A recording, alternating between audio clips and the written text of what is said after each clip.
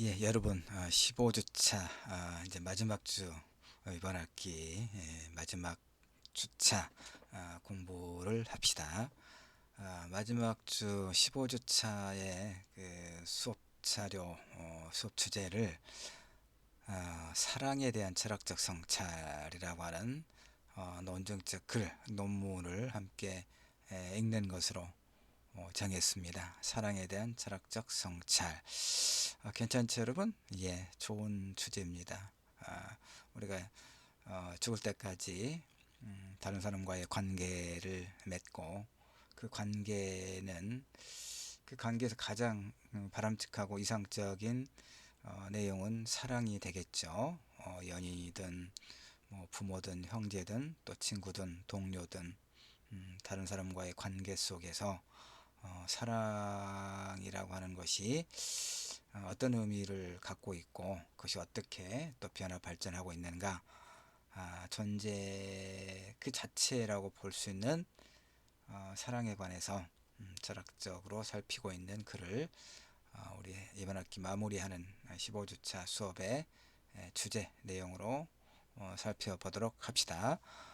박병준 선생님의 글인데 서강대에서 강의하고 계시는군요. 자, 헤르만 헤세의 글 한 부분을 이렇게 앞부분에다가 배치를 했습니다. 뭔가 읽어볼까요? 되게 이제 논문에다는 이렇게는 하진 않고요. 논문에다는 이렇게 하지 않고 이제 뭐 소설이라든가 이런 문학적인 텍스트에 이렇게 좀 하는 경우가 있습니다. 시구등 시든 뭐 조금 유명한 문장이다. 어쨌든 그 자신의 글 전체를 아우르는 데 있어서 어떤 그 상징적 의미가 있는 문장들을 가져다가 배치하는 경우들이 많은데, 이 선생님은 좀 특별하게 논문에다가 그랬군요. 주제 자체가 사랑이어서 아마 그러지 않았나 싶어요. 볼까요? 세상을 꿰뚫어 보고 세상을 해명하고 세상을 경멸의 찬 눈으로 바라다 보는 것은 위대한 사상가들의 몫인지도 모르겠습니다. 그러나 나에게 유일한 것은 세상을 사랑할 수 있고 세상을 경멸하지 않으며 세상과 나를 증오하지 않고 세상과 나와 모든 존재를 사랑과 경의와 경외심으로 바라다 볼 수 있는 것입니다. 라고 헤르만 헤세는 시타르타에서 이렇게 쓰고 있군요. 예, 아주 좋습니다. 봅시다. 들어가는 말. 사랑을 주제로 한 논의는 참 어렵죠. 어렵습니다. 이 첫 문장도 지금 이 글에서 그렇게 시작을 하고 있잖아요. 사랑을 주제로 한 논의는 쉬울 것 같지만 그렇지 않다. 이제 이런 까닭은 여러 가지가 있을 텐데, 우리의 삶에 깊숙이 스며들어 크게 영향을 미치는 사랑은 그만큼 우리에게는 너무도 친숙하고 낯익은 용어임에는 분명하죠. 그러나 사랑은 일상 언어 안에서의 그 다양한 쓰임에서도 엿볼 수 있듯이 무수한 의미 함축과 용어 자체가 내재적으로 지니고 있는 본래의 신비적이며 초월적인 특성 등으로 인해서 그걸 이해하는데 어려움을 주는 것도 사실이다. 그렇죠. 여러분, 이제 사랑이라고 했을 때 사랑이 무엇인가를 예전에 그 노래도 있습니다. 오래전에 그 사랑이 뭐냐고 물으신다면 눈물의 씨앗이라고 말하겠어요. 나훈아 아저씨가 그렇게 사랑이 무엇이냐. 그러니까 여러분도 사실은 사랑이 무엇다라고 그 한두 문장으로 정의하기는 쉽지 않을 겁니다. 그야말로 내포된 의미가 다양하고 또 그 쓰임이 다양하기 때문에 그런 거죠. 예전에 그 114 그 전화번호 안내 전화번호를 이제 이렇게 누르면 뭐 사랑합니다 고객님 이렇게 받는, 정말 그렇게 왜 그분들에게 그런 감정 노동을 하도록 했는지 정말 천박하지요. 그러니까 그렇게 이제 그 멘트를 하는 분들도 참 어색하고 그랬겠고, 또 또 못된 사람들이 그걸 가지고 이제 시비도 하고 뭐 희롱도 하고 그랬다는 게 많이 알려져 있죠. 그래서 이제 요즘에는 뭘로 바꿔졌는지 모르겠는데 언젠가 뭐 사랑합니다 고객님 이건 이제 아마 그런 여러 가지 비판적 논의가 있어서 뭐 폐지됐던 걸로 폐지됐나 봐요. 그런 것 때문에 그만큼 사랑은 그러니까 바로 그 이제 안내 114 안내에서 그 뭐 사랑합니다 고객님 할 때 그 사랑이라고 하는 그 어떤 그 사랑에라고 하는 관념어에 내포된 그 뭐 의미라든가 가치가 굉장히 통속적으로 굉장히 그야말로 그 상업적으로 이렇게 변질된 그런 걸 우리가 경험한 바 있잖아요. 물론 사랑이 지고지순한 어떤 최고의 가치다라고 또 그렇게만 말하기는 어려운 거예요. 그러니까 참 어렵다는 거였죠. 이렇게 사랑을 주제로 한 학문적 논의는 뭐 철학뿐만 아니라 이 글은 이제 철학적으로 성찰하는 것인데 사실 여러 분야에서 그러니까 이를테면 뭐 드라마, 영화, 뭐 소설, 문학 이런 것에서 텍스트에서의 영원한 주제, 고전적인 주제는 사랑이잖아요. 사랑과 죽음, 뭐 만남과 이별 이런 게 사실 우리 삶 전체에 걸쳐서 그 해명을 추구하는 그런 주제라고 할 수 있죠. 그래서 이제 그래서 또 뭐 사랑을 주제로 한 학문적 논의가 다양한 분야에서 있어봤지만 그럼에도 불구하고 사랑은 여전히 그 다의적 특성과 은폐되어 있는 비주체적 특성으로 인해서 은폐되어 있는 비주체적 특성 그러니까 어림하기 어려운 맥락에 따라서 다양하게 쓰인다 이런 얘기죠. 그래서 우리가 철학적으로 다시 해석되고 이해해야 될 과제로 남아있다. 뭐 철학만 그러겠습니까? 우리 삶 전반에 걸쳐서 늘 이제 사랑의 본질이 무엇인가를 탐구하는 거죠. 자, 사랑은 오늘날 연인 간의 일반적인 사랑. 그러니까 사랑 그러면 이제 가장 많이 떠오르는 게 이런 의미죠. 뭐 통속적이라고 굳이 말할 필요는 없을 거예요. 사랑. 뭐 그다음에 이제 정신분석학적 통찰을 빌어오지 않더라도 사람들은 사랑 그러면 대체로 이제 원초적이며 본능적이고 또 육체적인 어떤 성적 충동, 욕구 이렇게 쉽게 연결시켜서 생각하는 경향이 있다. 이때 사랑은 이런 경우에 사랑은 그 어떤 성적 욕구와 어떤 그 등치되는 그런 이제 의미 맥락에서 사용하겠죠. 근데 사랑은 그 다양한 언어적 쓰임새에서도 알 수 있듯이 많은 경우 성적인 욕구와는 무관한 의미 를 담고 있지요. 친구 사이와 부모와 자식 사이의 사랑은 친구 사이는 뭐 우정이라고 하는 또 별개의 어떤 개념어가 있지요. 굳이 친구 사이를 사랑이라고 하는 어떤 그 관념으로 규정하기는 좀 마땅치 않고 친구나 동료는 뭐 우정, 우애는 또 그 형제 간에 또 그렇게 부르기도 하죠. 그러나 이제 부모와 자식 사이의 사랑은 소위 이런 섹슈얼리티와는 전혀 다른 사랑을 지시하는 거죠.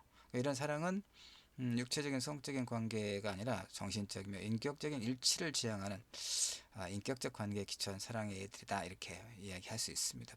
물론 우리는 이제 인격적인 것과 전혀 무관한 비인격적인 동물이나 사물에 대해서도 사랑한다고 말하죠. 애완동물. 요즘에는 이제 애완동물이라기보다는 이제 반려동물이 됐죠. 반려동물.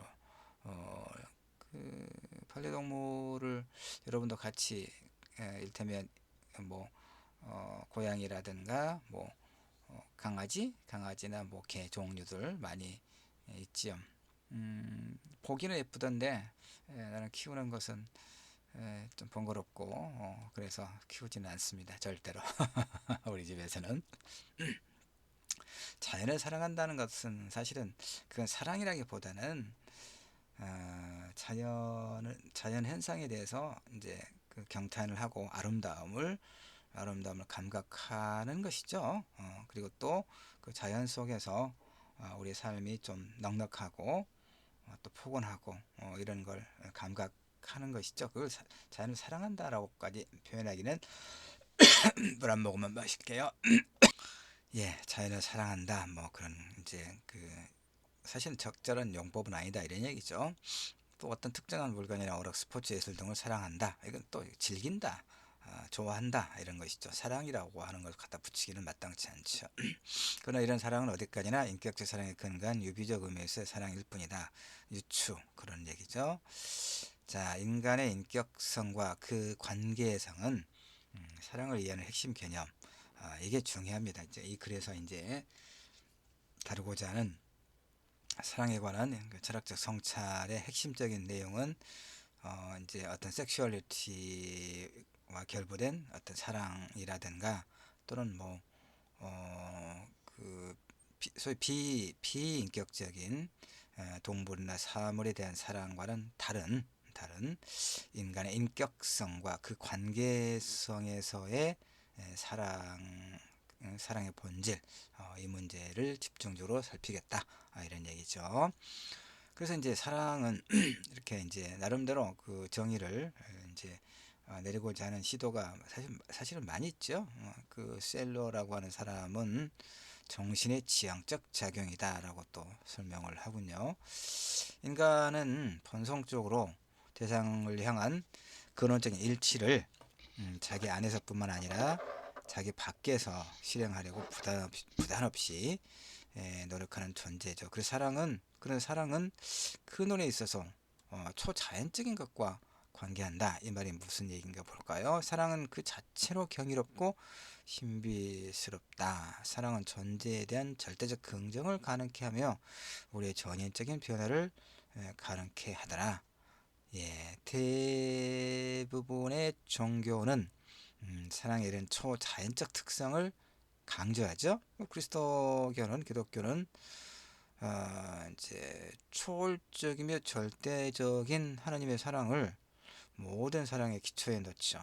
하나님 자신이 사랑이고 그 사랑에 힘입어 인간이 사랑한다고 가르치고 있기 때문에 그래요. 또한 하나님의 무한한 사랑에 근거할 때 비로소 인간은 자기 중심적 욕구를 버리고 이타적인 자기 봉헌에 헌신적 사랑에 봉사할 수 있다. 이렇게 가르친다는 거죠. 이에 따르면 하나님의 절대적 사랑 앞에서 인간의 사랑은 유한할 뿐이요. 뭐 인간의 유한성은 사랑만 그러겠습니까? 이제 인간의 생명 자체가 유한하기 때문에 그렇기도 하겠지요. 그래서 근원적인 사랑에 대한 인간의 사랑도 유비적으로 이제 이야기되는 거고. 그러면 이제 이렇게 그 사랑의 어떤 가치를 규정하고 있는 신앙의 철학적 근거에 대해서 신앙의 철학적 근거에 대해서 살펴보자 이런 얘기인데, 사랑은 고착되고 규정된 본질 개념의 틀을 벗어나 구체적인 상황과 관계 속에서 비로소 구현되는 실존적 특성을 갖죠. 그렇죠. 그러니까 사실은 우리가 이제 공부하는 것들, 학문이나 뭐 예술이나 이런 그 영역에 있는 대상도 어떤 그 단순한 개념만 가지고는 해명하기 어려워요, 사실은.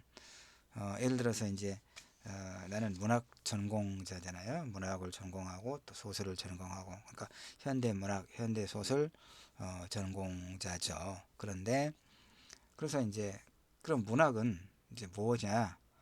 문학이란 뭐냐?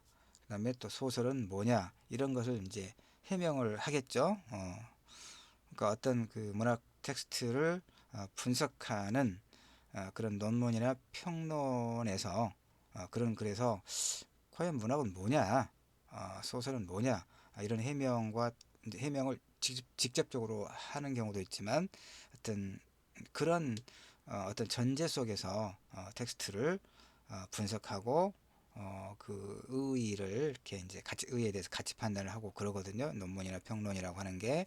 그럴 때 사실은 문학이 무언가, 소설이란 무언가, 또 시는 무언가를 이렇게 규명하고 해명하는 일이 단순한 건 아닙니다. 왜냐하면 문학에 대한 규명 자체도 시대에 따라서 그 다음에 보는 관점에 따라서 다양한 그 변주가 있거든요. 물론 이제 문학에 대한 그 다양한 어떤 해석 틀 중에서도 어떤 본질적인 그 규정은 있긴 해요. 언어를 매개로 그다음에 인간의 삶을 대상으로 한 하나의 이제 학구적 뭐 예술, 뭐 이렇게 이제 이야기할 수 있죠. 이거는 이제 시대나 그 논자에 따라서 문학에 대한 개념 규정이 좀씩 다르다 할지라도 결코 변할 수 없는 어떤 본질적인 요소가 바로 그런 허구성이라든가 인간의 삶을 대상으로 한다거나 언어를 매개로 한다거나 허구이면서도 어떤 그 문학적 진실을 추구한다거나 이런 것은 이제 문학에 대한 규정을 하는 데 있어서 매우 본질적인 요소거든요. 그래서 사랑도 마찬가지라는 얘기예요. 사랑도 고착되고 규정된 본질 개념이라고 하는 게 사실은 가능하지 않아요. 사랑은 무엇이다라고 가능하지가 않죠. 그래서 이제 이 글에서 지금 이 문장은 바로 그런 고정된 이제 어떤 고정 불변의 어떤 그 개념 틀을 벗어나서 구체적인 상황과 관계 속에서 사랑이 비로소 구현되는 그런 실존적 특성을 갖는다 이런 얘기죠. 왜냐하면 사랑이라고 하는 그 관념은 매우 추상적이잖아요. 그러니까 구체적인 어떤 상황과 관계 속에서 그것이 구체적으로 이제 그 모습을 드러낸다. 이런 얘기입니다. 실존적 특성을 갖는다는 얘기는 여러분 충분히 이해할 수 있죠. 그래서 타자를 향한 구체적인 자기 투신과 자기 증예를 배제한 채 사랑을 논할 수 없다. 이런 관계성이기 때문에 그렇죠. 관계성이기 때문에 끝없이 사랑을 구현하기는 불가능하다 이런 얘기입니다. 그러니까 이제 그 조금 뭐 우리 통속적이라고 해서 어떤 가치가 낮은 게 아니고 우리의 일반적인 삶의 모습이 사실은 통속적인 거거든요. 그러니까 통속적인 우리의 삶에서 예를 들어서 이제 어떤 이성 간의 그런 사랑의 관계라고 하는 것을 우리가 한번 상정해 보죠. 그러면 이 말이에요. 타자를 향한 구체적인 자기 투신과 자기 증예를 배제한 채 사랑을 논할 수 없다. 그것 없이 사랑을 구현하기는 불가능하다라는 말의 의미를 좀 통속적인 상황에서 우리가 해석을 해보자면 사랑은 관계적이다라고 했잖아요. 일방적이고 일방적인 게 아니라 그러니까 그 되면 뭐 데이트 흔히 이제 말하는 데이트 폭력의 그런 상황, 데이트 폭력이라고 하는 그런 상황 속에서 어느 한쪽이 이제 그만 만날 것을 이제 결심을 하고 그걸 통보했을 때 그 어떤 폭력에 노출되고 심지어는 죽음에 이르기까지 하는 이런 이제 그 매우 그릇된 왜곡된 어떤 소위 사랑의 모습을 우리가 소위 데이트 폭력이라고 하는 어떤 현상 속에서 우리가 확인할 수가 있죠. 그러니까 바로 그거죠. 서로를 그 존중하고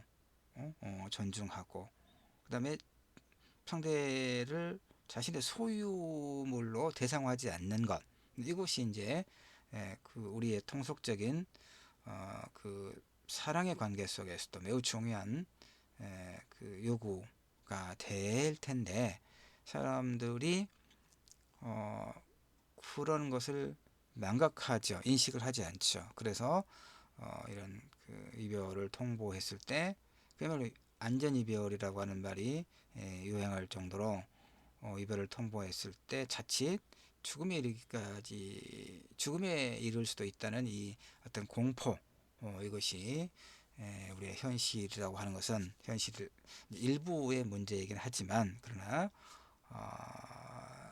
굉장히 우려스러운 그런 측면이죠. 그러니까 사랑이라고 하는 것에 대한 학습이 제대로 이루어지지 않기 때문에 그렇다라고 나는 생각을 해요. 그러니까 우리가 초등학교 뭐 유치원 때부터도 그렇고 초등학교 때부터 다양한 어떤 소위 과목에 대한 공부를 하지만 뭐 이런 관계성에 관한 문제에 대해서 공부를 하지 않죠. 사랑의 문제, 타인과의 관계 이런 문제 공부를 하지 않습니다. 우리는 자주 사랑이란 이름 하에 서로 상반되는 보이는 행위를 하더라. 사랑으로 타인의 허물을 감싸는가 하면 사랑으로 타인의 허물을 질타하기도 하고 이런 모습이 사랑을 논의함에 있어서 혼란스럽게 하는 면도 있지만 그러나 동시에 사랑의 본질이 무엇임을 알려주기도 하더라. 이건 사랑이 단지 개념으로 머물지 않고 인간의 현실 작용으로 끊임없이 매개됨으로써 비로소 실현되고 완성되는 것. 자, 사랑으로 타인의 허물을 감싸는 경우는 어떤 경우가 있습니까? 여러분, 대체로 부모님이 자녀들의 허물을 감쌀 때 해당되지요. 사랑으로 타인의 허물을 질타하는 경우는 어떤 경우였습니까? 지금은 좀 덜 할 거예요. 전혀 아니다라고 말할 수는 없겠고, 소위 이제 학생 인권 선언이 이제 제정되고 학교 현장에서 소위 사랑의 매, 체벌을 금지한 이후에 뭐 지금도 가끔은 그런 게 문제가 되긴 합니다만은, 그러니까 그 이전에 교사들에 의해서 학생들에 대한 체벌이 그 사랑의 매, 바로 이거죠. 사랑의 이름으로 타인의 허물을 질타하는 경우가 가장 대표적인 경우가 그런 게 아니었나 싶어요. 근데 그건 사실 이제 그 탤런트 김혜자 씨가 쓴 산문집의 제목에 꽃으로도 때리지 마라, 이런 제목의 그 책이 있었는데 내용을 읽어보지 않았는데 이제 제목으로서는 굉장히 그 좋은, 아주 적절한 그런 제목을 뽑았다는 생각이 좀 들었어요. 꽃으로도 때리지 마라. 아, 정말 그래야 되거든요. 물론 우리가 살다 보면 말처럼 쉽지는 않아요. 정말 그 못된 사람들 많고 그러거든요. 그래서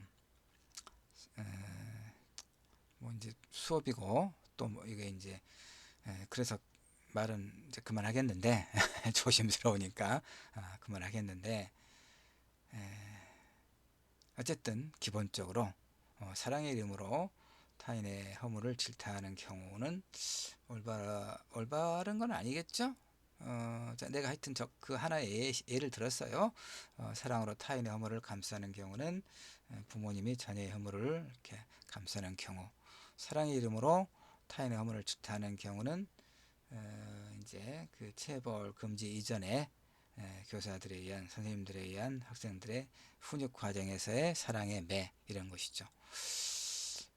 그 사실은 이제 그 하나 더 예를 들면, 그, 지금 그 대학 이름이 그 하여튼 전체적으로 뭘로 바꿔졌는데 기술 훈련하는 그런 훈련 기관이 있죠. 지금은 이제 뭐 숫자 붙여가지고 무슨 대학으로 그 바뀌어졌어요. 저 광주 같은 경우도 국립광주박물관, 그 매곡동, 오남동에서 매곡동 뭐 그 사이에 이제 대학이 있습니다. 도로공사 뭐 광주지사 옆에 무슨 대학인지 아는데 이름을 말하지 않으려고 그럽니다. 그가 이제 뭐 언젠가부터 대학으로 간판을 달긴 했는데, 그가 그 이제 좀 산업 현장에서 실제로 이제 일하는 그런 어떤 기능, 기술 인력을 양성하는 곳이거든요. 그러니까 예전에는 뭐 2년 정도 과정으로, 국비 직업훈련 과정이죠. 그 내가 아는 이제 뭐그 오래전 이야기입니다. 아는 한참 후배 하여튼 누군가가 거기를 들어갔는데 이제 가정 형편이 그렇게 썩 좋지가 않아서 이제 대학을 가기 어려운 사정이어서 거기를 들어가서 이제 직업 훈련을 받았는데, 소위 그 훈련을 맡은 사람들이 뭐 교사, 뭐 지금은 대학이니까 교수라고 하겠군요. 그 사람들이 그렇게 애들을 군대식으로 규율하고 심지어 대폭행을 하고, 그래서 이제 견디질 못해가지고 어떻게 나한테 또 도움을 요청하고 그래서 그 소위 이제 교무실, 뭐 교무처 찾아가서 항의를 좀 한 적이 있어요. 그랬더니, 그리고 이제 그 친구, 나한테 호소했던 사람을 이제 그 자퇴 처리하도록 도와주었는데, 그 사람들이 말하는 게 바로 그거였어요. 뭐 미워서 그랬겠느냐, 뭐 다 잘 되라고 그랬겠다. 정말 정말 못된, 정말 못된 그 사고방식이죠. 잘 되라고 사람을 때린다는 것이 바로 이거죠. 사랑의 이름으로. 예, 정말 옳지 않은 문제죠. 자, 어쨌든 조금 더 지나 봅시다. 오늘날 건전한 생각을 가지고 있는 사람 치고 사랑의 소중함을 소홀히 하는 사람은 없겠죠. 폭력과 전쟁, 시기와 질투, 반목과 거부의 끊임없는 역사이기도 한 인간의 역사 안에서 사랑은 과거에도 그랬듯이 계속해서 삶을 개선시킬 필요가 있는 우리들에게 여전히 중요한 화두로 다가온다. 그렇죠. 사랑, 특히 빈약해 보이는 명분과 실리를 앞세워서 이라크에 군대를 파병한 이건 이제 이라크에 군대를 파병한 때가 아마 노무현 정부니까 상당히 좀 오래됐는데 한 20년 정도 됐나요? 그 정도 무렵에 쓰여진 논문인가 봅니다. 아,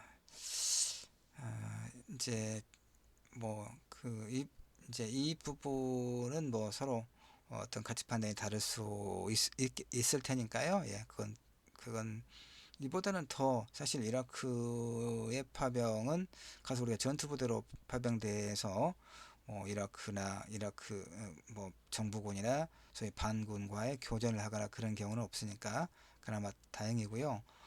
더 문제가 되는 것이 사실은 박정희 정권 때 그 베트남 전쟁에 군대를 파병한 거죠. 우리 그 젊은 이들도 상당히 많은 인명의 손실을 가져왔고 더 많이 정말 우리하고 아무 상관도 없는 자기 나라의 그 통일을 위해서 목숨을 걸고 싸웠던 소위 이제 그 북베트남 사람들을 엄청나게 많이 살해하고 또 성폭력하고 이런 그래서 그 베트남에 가면 한국군 증오비 마을 입구에 그 마을을 완전히 불질러 버리고 그랬는데 그런 일이 많아서 그 한국군 증오비가 이렇게 마을 곳곳에 세워져 있다고 하죠. 지금도 그게 이제 더 그런데 이제 하여튼 뭐 이라크의 군대를 파병한 것도 우리는 이제 이런 어떤 여러 가지 어떤 정치적 그 맥락이 있지요. 자, 어쨌든 예, 그런 거고 조금 넘어가서 정리를 할까요? 그래서 이 글은 이제 뭐 존재론적 인간학적 관점에서 그리고 기본적으로는 전통 형이상학과 그리스도교 사상의 기초 위에서 우리는 이제 교양으로서의 공부고 그러니까 이 부분 다 빼고 상관없습니다. 내가 이제 형광색으로 이렇게 해놓은 인간의 삶의 중심을 이루고 있는 사랑의 본질에 대해서 철학적으로 한번 규명해 보자 이런 거고 여기에 충실해서 우리는 이제 글을 살펴보면 되겠습니다. 자, 사랑의 존재론적 의미 2장에서 1절을 볼까요? 사랑과 절대적 존재 긍정. 자, 사랑의 존재론적 의미에 대한 논의는 형이상학은 이제 철학이라고 보면 돼요, 여러분. 그 이유는 사랑의 존재론적 논의가 좀 넘어갑시다. 너무 이렇게 좀 그 관념적이고 좀 전문적인 그 어휘나 문장들이 있으니까 그런 부분은 좀 넘어가고 쉽게 그 마지막 주이기도 한데 여러분의 머리를 이렇게 너무 아프게 하면 안 되니까 이 사랑에 대한 어떤 철학적 성찰과 관련해서 좀 쉬운 부분 우리가 또 공감할 수 있는 부분 위주로 내가 몇 번 읽고 또 이렇게 색도 칠해놨으니까 그 부분 위주로 살펴보지요. 자, 전통 형이상학에서 전통 형이상학은 그리스 철학을 이야기합니다, 여러분.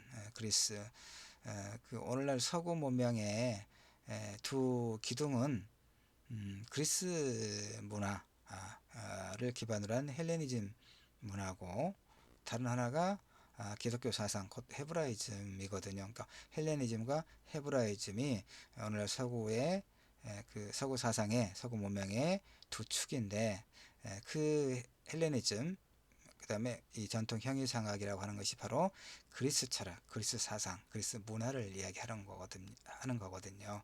그래서 나중에 이제 그 정교 중세 봉건 체제가 근대 시민 사회로 넘어가는 이제 하나의 계기가 됐던 뭐 종교 개혁이라든가 문해붕, 르네상스라든가 르네상스 문의 부흥이라고 하잖아요.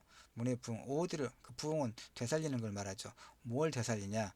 그리스 시대의 이 고전 철학, 고전 사상을 되살리자. 인간 중심의 그거예요. 어, 형이상학. 그리스 사상의 핵심은 인간 중심이거든요. 그리스 신화, 그리스는 신들이 그렇게 많았죠. 그 신화는 결국 인간 삶의 하나의 반영이거든요. 자, 다시.